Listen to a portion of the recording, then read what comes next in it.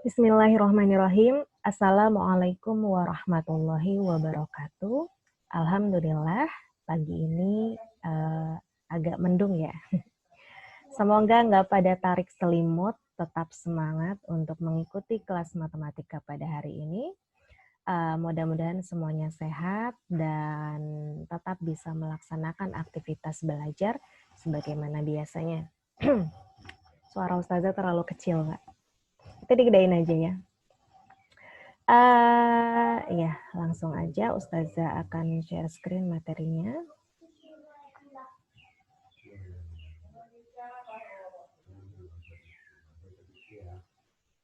Oke.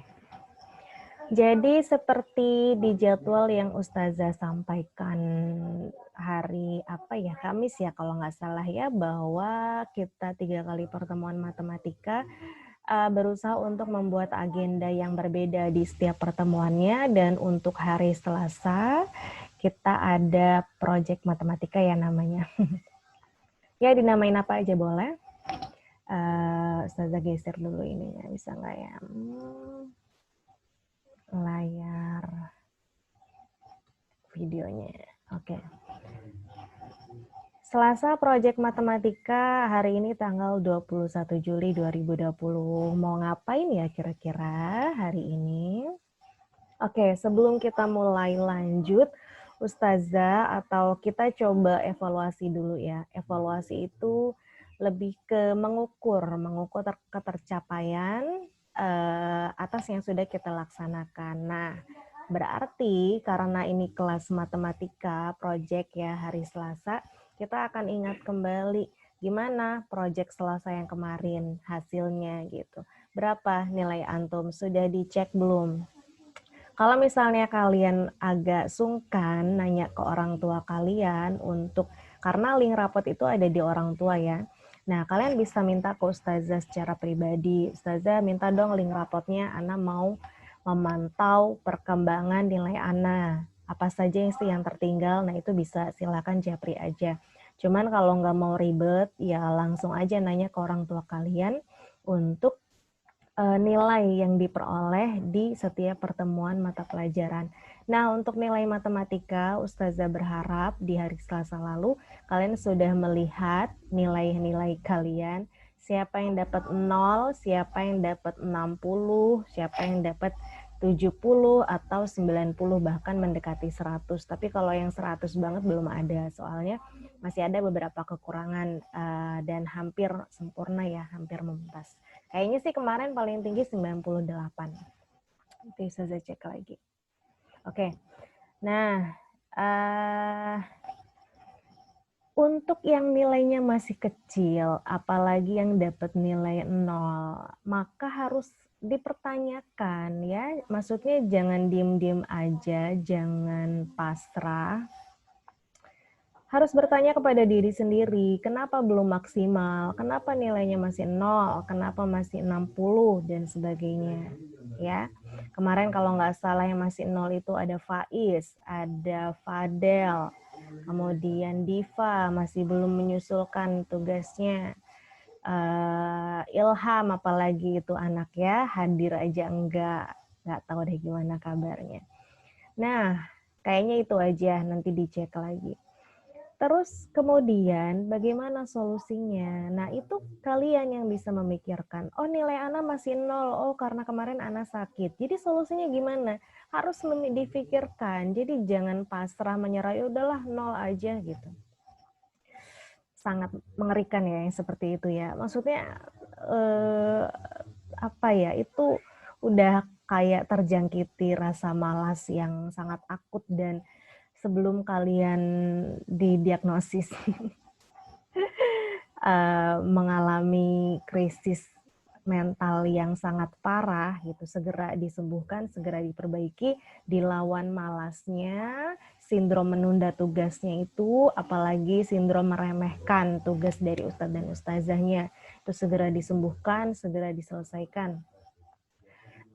Jadi cari solusinya. Kenapa bisa 60? Apa nih yang kurang kata Ustazah kemarin? Segera diperbaiki.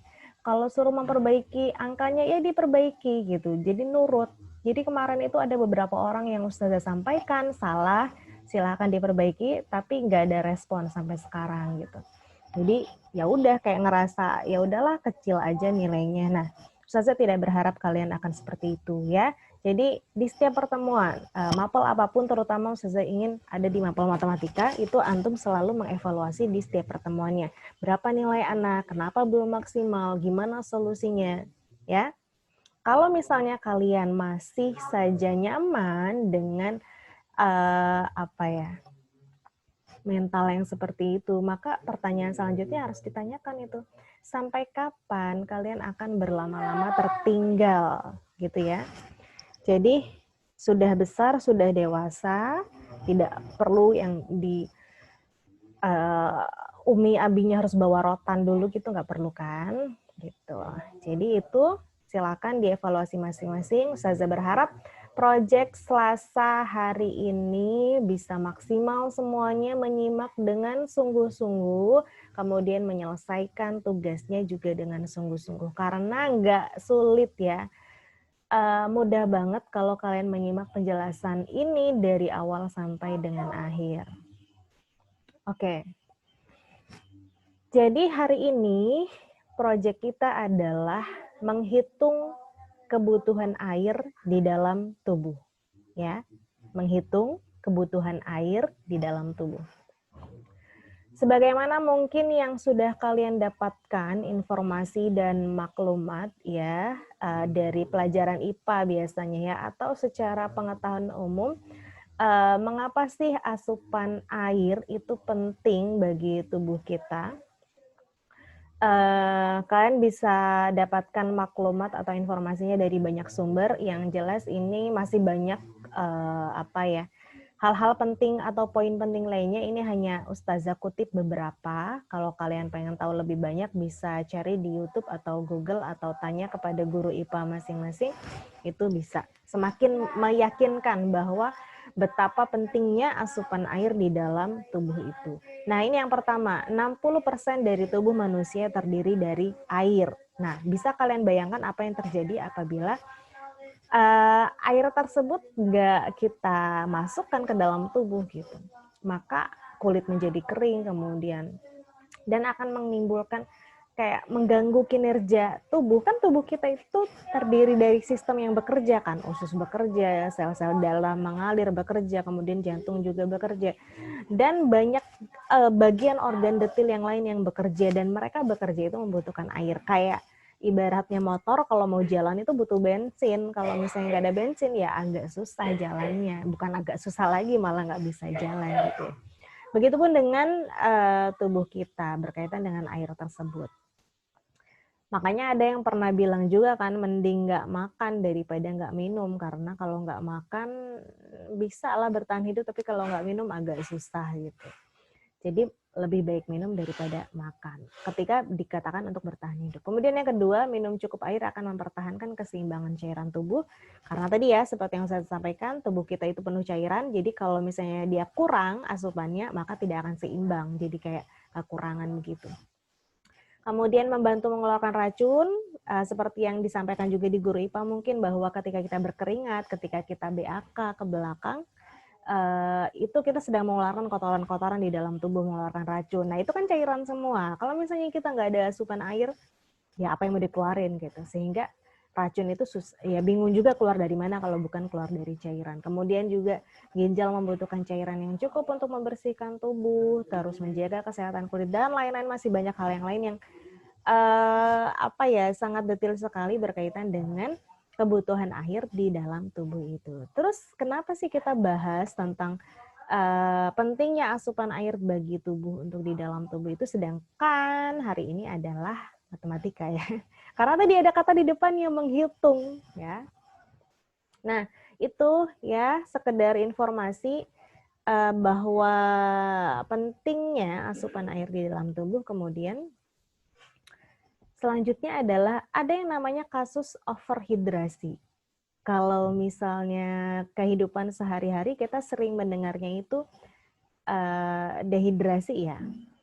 Sebentar, saya mau cek ini. Oke, masih merekam kan ya? Oh iya, betul.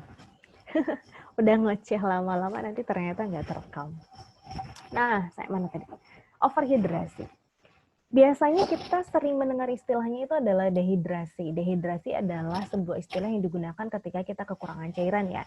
Ternyata ada istilah yang lain yaitu overhidrasi. Overhidrasi berarti kebalikan dari dehidrasi. Over ya, over itu berlebihan. Jadi kita minum secara berlebihan. Jadi kalau misalnya di awal tadi sudah saya sampaikan begitu banyaknya ya manfaat yang sangat kita butuhkan, pentingnya gitu untuk memenuhi asupan air di dalam tubuh, terus kemudian karena kalian mendapatkan informasi tersebut, wah berarti biar anak sehat, anak harus banyak minum deh. Akhirnya dalam satu hari kalian minum 10 gelas misalnya, karena tadi bersemangat bersemangat untuk menjadi sehat dengan banyak minum. Nah, itu namanya tidak baik juga, karena segala sesuatu yang dilakukan secara berlebihan itu tidak baik. Jadi kebanyakan minum juga nggak bagus, walaupun tadi di awal disampaikan jangan sampai kekurangan air minum gitu ya.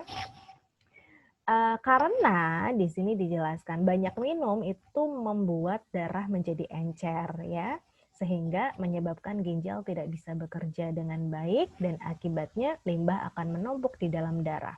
Gimana bayangannya? Kok nggak kebayang ya Ustazah? Ya, silakan ditanyakan kepada guru IPA masing-masing. Apa sih akibatnya ketika banyak minum dan darah jadi encer gitu ya? Nah, tunggu, tiba-tiba ya. Maka Ustazah di sini ingin menyampaikan bahwa kenapa sih kita harus menghitung kecukupan air di dalam tubuh?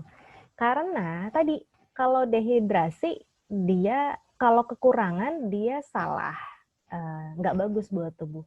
Terus kalau kelebihan overhidrasi juga nggak bagus buat tubuh. Jadi idealnya kan cukup tuh, artinya nggak kurang dan nggak lebih. Nah, cukupnya kita minum air itu berapa gelas sih? Makanya judulnya adalah menghitung. Menghitung, aduh, macet. Tunggu. Biasa ya, laptop Ustazah ternyata masih kumat-kumat. Ya, makanya judulnya adalah menghitung kecukupan air di dalam tubuh, sehingga kita bisa menghitung dengan tepat sebenarnya kebutuhan air di dalam tubuh kita itu ada berapa gelas. Biasanya kita sering mendengar bahwa minum yang ideal itu 8 gelas ya, benar kan? Itu sudah sering banget kita dengar.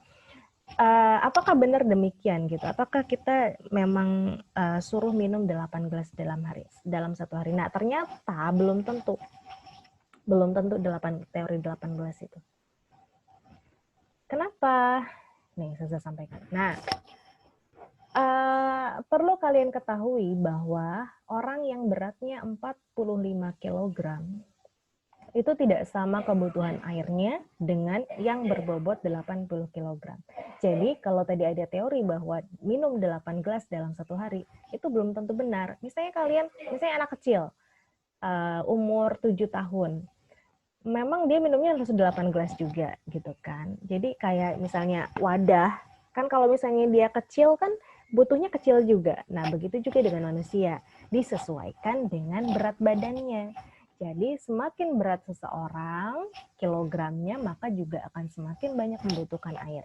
Begitupun dengan ketika orang tersebut semakin kurus. Jadi juga semakin sedikit kebutuhan air yang diperlukan.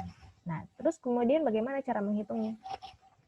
Nah, agar itu cukup, maka cara menghitungnya adalah rumusnya 1 kg berat badan kita itu membutuhkan 30 ml air. Sedikit ya, gampang ya mengingatnya ya. 1 kg tubuh kita membutuhkan 30 ml air. Nah, sekarang pertanyaannya berapa berat antum gitu ya. Yang ada timbangan di rumah itu lebih baik, lebih akurat, silakan ditimbang. Yang nggak ada timbangan ya diingat-ingat aja data terakhir yang kalian ingat itu berapa kilo kalian, kemudian hasilnya dikalikan dengan 30 ml. Kalau misalnya berat kalian 10 kilo berarti 30 dikali 10 sama dengan 300. Siapa yang beratnya 10 kilo? Nah, contoh ya, saya kasih contoh. Misalnya berat Ustazah Nia adalah 54 kg. Berapa kebutuhan air minum Ustazah dalam satu hari? Berarti gimana tadi rumusnya? 54 kg dikali 30 ml air. Jadi hasilnya Ustazah dalam satu hari membutuhkan 1620 ml air. Atau kalau dirubah dalam satuan liter jadi 1,6 sekian. Dibulatkan ya, sebenarnya 1,62. 1,6 liter. Jadi 1,5 liter lebih. Jadi Ustazah harus menyiapkan yang mungkin botol aqua ukuran besar itu 1,5 liter ya, ditambah dengan sedikit lagi. Nah, pertanyaan selanjutnya, 1620 ml itu berapa gelas? Jadi Ustazah itu harus menyiapkan berapa gelas air dalam satu hari untuk target minum tersebut. Nah, makanya di sini materi kita adalah menghitung tadi ya, menghitung kecukupan air di dalam tubuh. Ketutupannya. Oke. Pertanyaan selanjutnya, bukan pertanyaan ya sudah, berarti kalau ditanya 1620 ml itu berapa gelas, berarti selanjutnya kita akan menghitung volume dari gelasnya. Jadi sebenarnya materi hari ini hampir sama dengan materi yang pertemuan sebelumnya. Kalau pertemuan sebelumnya kita lebih ke menghitung volume tabung ya, volume tabung maksudnya benda apa aja di rumah kalian yang bentuknya tabung. Silakan dihitung volumenya, dan ternyata kemarin itu yang benar itu cuma Dinda sama Bimo kalau nggak salah. Imam sudah hampir betul, sedikit lagi angkanya selip, kemudian siapa lagi ya kemarin, Fadil juga sedikit lagi angkanya selip, terus Kansta agak banyak salahnya, terus ya pokoknya satu dan lain hal, dan yang lain kayaknya masih kosong. Berarti itu maksudnya menjadi latar belakang kenapa sih Ustazah harus mengulang proyek yang lalu itu di dalam hari ini, karena sebagian besar kalian masih belum paham, kemudian masih ada juga yang tidak mengumpul. Jadi Ustazah akan melihat dan berharap pertemuan hari ini semuanya mengumpul dan paham, tidak ada salah satu angka pun gitu ya. Harus teliti menyimak penjelasan Ustazah. Tapi kalau misalnya pertemuan yang lalu itu semua tabung, kalian boleh ukur, tapi kalau pertemuan hari ini semuanya harus mengukur gelas ya. Nah, oke, bentar. Jadi karena tadi tujuan awal kita adalah ingin menghitung kecukupan air di dalam tubuh gitu ya. Selanjutnya adalah ketika kalian sudah menghitung kebutuhan airnya berapa liter, berat badan dikali 30 ml, selanjutnya cari gelas kesayanganmu. Jadi gelas yang kalian sering pakai untuk minum, kita kan kadang punya ya kecenderungan gelas masing-masing, lebih suka pakai gelas yang ini, atau kalian punya gelas pribadi. Nah itu cari gelas kesayanganmu, kemudian ayo kita hitung volumenya. Yang pertama kurang lebih seperti sama dengan penjelasan yang kemarin, gampang sekali kan, berarti gampang banget, nggak ada teori baru. Yang pertama hitung panjang diameternya, yang kedua hitung panjang dari tinggi gelasnya, dan yang ketiga kemudian masukkan ke dalam rumusnya. Nah, apa rumusnya? Untuk menghitung volume air dalam gelas adalah V, itu bacanya V ya. Nah ini nih. Ini namanya V bacanya, jadi ini V juga, tapi ini V volume. Kalau ini V angka, V dikali R pangkat 2, R itu jari-jari gelasnya ya, kemudian dikali tinggi. V itu nilainya 3,14 atau 22/7 disesuaikan dengan nilai jari-jarinya. Kalau jari-jarinya kelipatan 7, misalnya dia 7, 14, 21, 28, dan sebagainya, ini yang digunakan adalah 22/7. Tapi kalau selain kelipatan 7, berarti yang digunakan adalah 3,14. Diingat ya. Nah, yang namanya diameter itu ini. Jadi mengukur, ini gelasnya nggak sama ya. Jadi di atasnya lebar, yang di bawahnya sempit. Nah, diusahakan cari gelas yang sama, atas dan bawahnya sama. Lingkarannya, jadi tidak berbeda. Kalaupun nggak ada, ya udah pakai yang gelas kayak gini juga nggak apa-apa. Jadi hitung diameternya, diameter itu adalah panjang lingkaran atas boleh, lingkaran bawah boleh. Kalau misalnya dia lingkarannya sama atas dan bawah kan pilih mana aja boleh. Tapi kalau misalnya ada yang besar, ada yang kecil, kalian pilih yang ukuran besar saja. Jadi dihitung diameternya, kemudian diameter itu garis tengah ya, dari ujung ke ujung, dihitung panjangnya berapa, pakai penggaris. Kemudian, suka dia kabur sendiri. kemudian dihitung tingginya. Nah, tinggi dari bawah ke atas atau dari atas ke bawah itu berapa sentimeter. Gambaran detailnya kayak gini. Nah, ini isi airnya setengah. Kalau misalnya kalian isi air di gelas yang penuh, berarti memang tingginya dari sampai ujung gitu. Nah, kemudian tadi ada diameter ya. Yang namanya jari-jari atau R itu yang ini nih. Setengahnya. Jadi kalau diameter tadi dari ujung kanan ke ujung kiri, kalau jari-jari itu setengahnya. Dari titik tengah di bawahnya sampai ke ujung. Jadi kalau kalian mengukur diameternya itu 10 cm, maka jari-jarinya adalah berapa?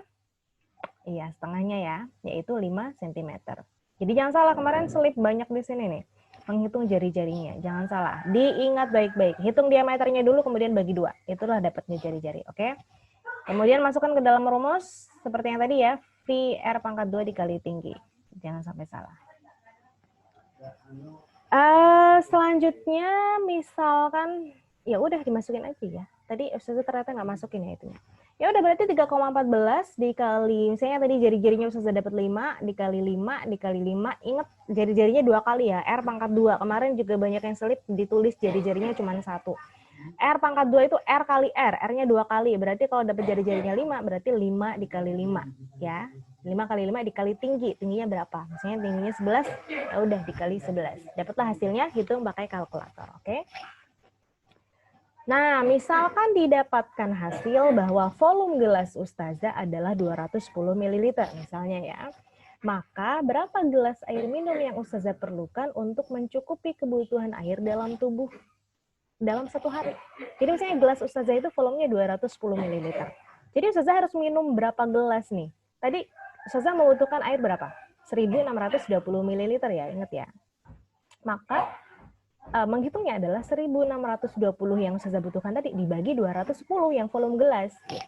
Hasilnya adalah 7,7 gelas. Jadi Ustazah membutuhkan sekitar 7 sampai 8 gelas gitu loh untuk ukuran tubuh Ustazah untuk mencukupi kebutuhan air di dalam tubuh. Oke, begitu. Intinya gampang ya dan terbayang gitu ya. Selanjutnya adalah seperti biasa Ustazah bakal kasih tugas project. Jadi seperti yang kalian bayangkan mungkin ya tugasnya adalah yang pertama hitung berat badan kalian. Lebih bagus kalau ada timbangan jadi kalian langsung, ini namanya kan judulnya presentasi ya seperti biasa. Jadi kalian bisa tunjukkan berat badan kalian, difotokan atau divideokan timbangan tersebut. Kemudian apalagi? Oh iya, habis menghitung berat badan dikalikan 30 ml, habis itu kita dapat kebutuhan air di dalam tubuh kita harus berapa, terus kemudian kita hitung gelas kesayangan, terus habis itu udah dapat volume gelasnya, baru dibagi, tadi kebutuhan air dibagi sama volume gelasnya. Dapatlah kesimpulan berapa gelas kita harus minum di dalam 1 hari. Dan masing-masing kalian pasti beda karena berat badannya pada beda kan. Antara kebutuhan air minum Fadel sama Fadil itu beda banget. Ya, jadi Ustazah tunggu presentasinya dan itu dijelaskan ya. Boleh dalam bentuk video vlog, boleh juga seperti yang Ustazah kemarin difotokan berat timbangannya, kemudian difotokan gelasnya, cara mengukur diameternya, cara mengukur tingginya, kemudian dijelaskan lewat voice note dengan presentasi seperti biasa. Dan cara perhitungannya juga, ditulis perhitungannya kemudian dijelaskan di voice note atau di video juga boleh. Begitu saja penjelasannya, ditunggu segera hari ini tanpa ditunda lagi ya. Hari ini harus selesai pokoknya. Ustazah tidak menerima pengiriman tugas susulan kecuali dengan alasan yang bisa Ustazah terima. Begitu saja, selamat mengerjakan tugas. Ustazah akhiri. Assalamualaikum warahmatullahi wabarakatuh.